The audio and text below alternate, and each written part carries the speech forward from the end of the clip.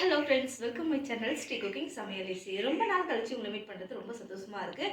So இன்றைக்கி நம்மளோட சேனலில் பார்த்தீங்கன்னா வில்லேஜ் ஸ்டைலில் கறிக்குழம்பு மிஞ்சிற அளவுக்கு பருப்பு பச்சை மிளகாய் கடையில் தான் ஃப்ரெண்ட்ஸ். இது சாப்பிட செம்ம டேஸ்ட்டாக இருக்கும். வாங்க பார்க்கலாம்.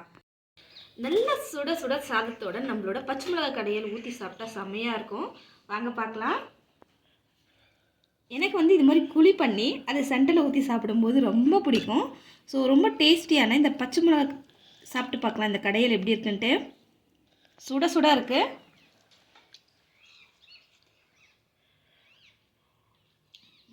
செம்ம டேஸ்ட்டாக இருக்குது. காரம், புளிப்பு, உப்பு எல்லாம் பர்ஃபெக்டாக இருக்குது. நான் இதில் 2-3 டைம் கூட சாதம் போட்டு வயிறப்போ சாப்பிடுவேன். ஸோ கண்டிப்பாக நீங்களும் மிஸ் பண்ணாமல் ட்ரை பண்ணுங்கள். வாங்க வீடியோக்குள்ளே போயிடலாம். ஃப்ரெண்ட்ஸ், இன்றைக்கி நம்ம செய்ய போகிற இந்த பருப்பு கடையலுக்கு கறி குழம்பு தூத்து போகும் பாருங்கள். அந்த ஒரு டேஸ்ட்டாக இருக்கும். இது கிராமத்து ஸ்டைலில். ஸோ எனக்கு ரொம்ப நாள் ஆகிடுச்சு அதை சாப்பிட்ணுன்னு தோணுது. ரொம்ப நாள் ஆகிடுச்சு நான் கடைஞ்சி சாப்பிட்டு. ஸோ இன்றைக்கி அதுக்கு பார்த்திங்கன்னா 1 கப் இல்லை, 1 கப்புக்கு கொஞ்சம் குறைவாக துவரம்பருப்பு எடுத்திருக்கேன். இப்போ இதோட நான் ஒரு 1/4 கப் போல் பாசிப்பருப்பு எடுத்திருக்கேன். இது ரெண்டுத்தையும் சேர்த்து நல்லா 2-3 டைம் வாஷ் பண்ணி எடுத்துக்கலாம். இதில் நமக்கு வேலையும் கூட ரொம்ப குயிக்காக ஆகிடும் ஃப்ரெண்ட்ஸ். இதில் நம்ம ஒரு பூண்டு உரிச்சிட்டு 1 வெங்காயம் கட் பண்ணி எடுத்திருக்கேன். இது ரெண்டையும் சேர்த்துக்கோங்க. இது 2 வெங்காயம் சேர்த்து நம்ம வேக வச்சு கடையும் போது இந்த பருப்பு கடையல் ரொம்ப வாசனையாகவும் டேஸ்ட்டாகவும் இருக்கும். இப்போது காரத்துக்கு ஏற்ப நான் பச்சை மிளகா எடுத்திருக்கேன். இது கொஞ்சம் கார குறைவு அப்படிங்கிறதுனால நான் பார்த்திங்கன்னா 9 பச்சை மிளகா எடுத்திருக்கேன். இதை சேர்த்துக்கோங்க. இதோடவே 3 ரெட் சில்லியும் எடுத்துக்கோங்க. இது ஒரு நல்ல ஒரு ஃப்ளேவர் கொடுக்கும் இந்த கடையலுக்கு. இப்போ இதில் நல்ல பழமாக இருக்கிற தக்காளி பழம் 3 எடுத்திருக்கேன். இதை கட் பண்ணி சேர்த்துக்கலாம். இப்போ நம்ம கட் பண்ண தக்காளி பழத்தை சேர்த்துக்கலாம். இப்போ இதோட தேவையான அளவு மஞ்சள் சேர்த்துக்கோங்க ஃப்ரெண்ட்ஸ். இப்போ இதோட ஒரு சின்ன கோலி சைஸ் புளி எடுத்திருக்கேன்.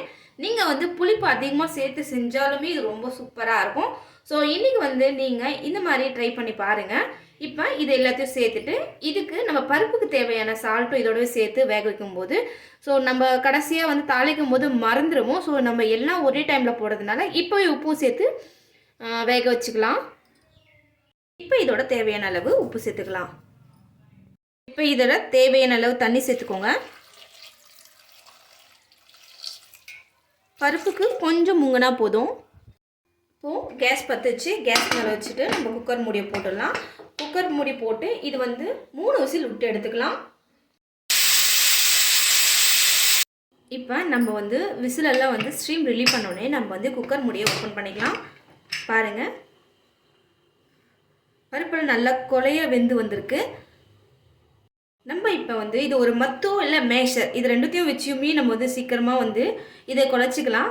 ஏன்னா நம்ம குக்கரில் வேக வைக்கும் போது பருப்பு ரொம்ப சீக்கிரமாக வெந்துடும் இல்லையா. நம்ம ரொம்ப கஷ்டப்பட்டு இது கடையணும்னா இல்லை, ஒரு மசிச்சாவே பார்த்திங்கன்னா இது நல்லா மசிஞ்சிடும்.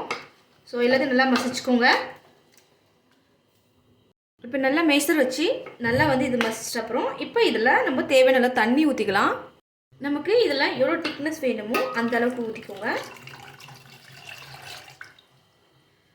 ஊற்றியாச்சு. நமக்கு பருப்பு நல்லா இந்த அளவுக்கு கடைஞ்சி எடுத்தோம்னா சாப்பிட்றதுக்கு ரொம்ப டேஸ்ட்டாக இருக்கும். இப்போ இதெல்லாம் கடைஞ்சிட்டு இதுக்கு ஒரு சின்னதாக ஒரு தாளிப்பு கொடுக்கணும் ஃப்ரெண்ட்ஸ். அவ்வளோதான். இப்போ நம்ம பருப்பு கடையிலுக்கு சின்னதாக தாளிப்பு கொடுக்கணும்னு சொன்னேன். ஸோ தாளிப்புக்காக நான் கொஞ்சமாக கடாய் வச்சுருக்கேன். கடாய் நல்லா ஹீட் ஆனோடனே நமக்கு தேவையான கடலை எண்ணெய் சேர்த்துக்கோங்க. நீங்கள் கடலை எண்ணெய் நல்லெண்ணெயும் செய்யலாம், ரொம்ப டேஸ்ட்டாக இருக்கும். எப்பயும் போல் எண்ணெய் நல்லா சூடணுன்னே தேவையான அளவு கடுகு சேர்த்துக்கோங்க. கடுகு நல்லா படப்படப்படணும் வெடியணும். கடுகு நல்லா வெடிய ஆரம்பிக்கும் போது கொஞ்சமாக சீரகமும் சேர்த்துக்கோங்க. ஒரு ஃப்ளேவருக்காக சூப்பராக இருக்கிறதுக்காகவும் கொஞ்சமாக வெந்தயம் சேர்த்துருக்கேன்.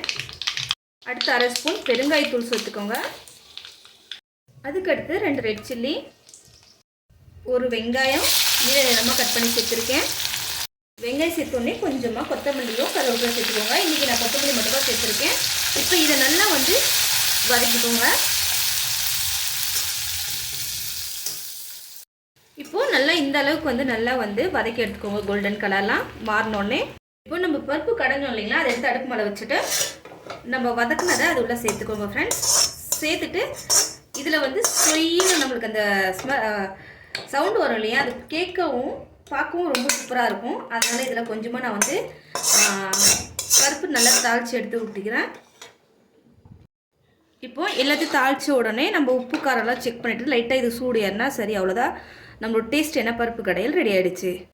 அவ்வளோதான், நம்மளோட சுட டேஸ்டியான பருப்பு கடையல் ரெடி ஆகிடுச்சு ஃப்ரெண்ட்ஸ்.